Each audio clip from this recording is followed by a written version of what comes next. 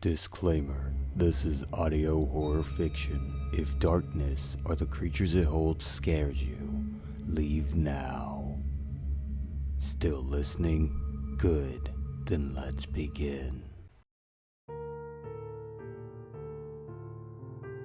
With the sound of change jingling in my pockets, I race out of my mama's car and into the best cookie store in the whole wide world. Every day, if I'm a good boy and I do all of my chores, my papa gives me a quarter, and at the end of the month they take me to the cookie store where I can spend all day eating cookies and reading the books I take to the store. The owner of the cookie store sees me come in once a month, so he brings me free lemonade throughout the day too. As I start getting into my book, a man sits in front of me and tells me I'm a very good-looking young man. So I remember my manners and tell the man thank you. I'm 12 years old, but a lot of people have already called me a very good-looking person, so the compliment does not make me as happy as it used to. I ask the man what his name is, and he tells me that his name is Jonah, and that he has a wonderful game room in his house. He says he has all of the newest game systems and all of the games, with a humongous TV and all the snacks I could possibly want. Wow, he must be very rich to have all of that stuff.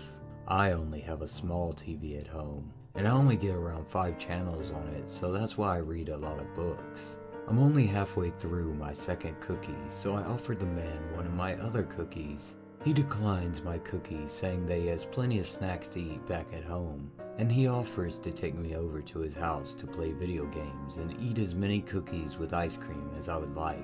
I don't want to waste any of the cookies I already have, so I asked the man if he can give me around an hour so I can finish my book and the rest of my cookies.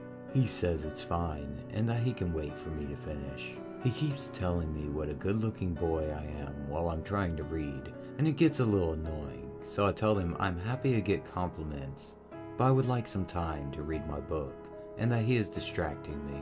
After being quiet for around 20 minutes, he starts to try and hold my hand, but every time he brings his hand to mine, I act like I'm flipping the page in my book. After he manages to grab my hand and starts rubbing it with his finger, it's when I tell him to stop touching me, or I'll not be going over to his house.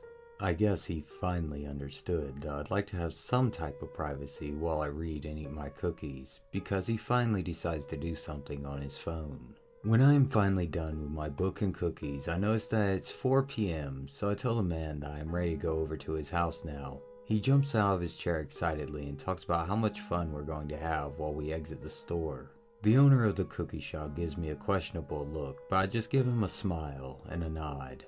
I smile while I think to myself how much fun I will have with him while we walk out of the store. I laugh because I know today is going to be a good day while we walk onto the parking lot. I scream with glee when my daddy comes behind the man and shoves him into our van. It does not take long for us to be on the road, as my mama is a very good driver, and we manage to peel out of the parking lot and onto the streets. By the time we get on the highway, we already have the man's mouth taped over and the skin of his arms peeled off. The rest of the skin is easy to peel off now, so we both grab our knives and make sure all of his skin is gone by the time we get home. Once we get home, my daddy and I chop the hands and the feet off because we don't like eating those parts, so I throw them into the fire. Then we have to cut right in the middle of each elbow, then shoulder, take the guts and organs out of his midsection and pull the ribs out. That all goes into the stew that we make, of course. The meat found on the back chest area and the legs all make for a wonderful pan-fried meal.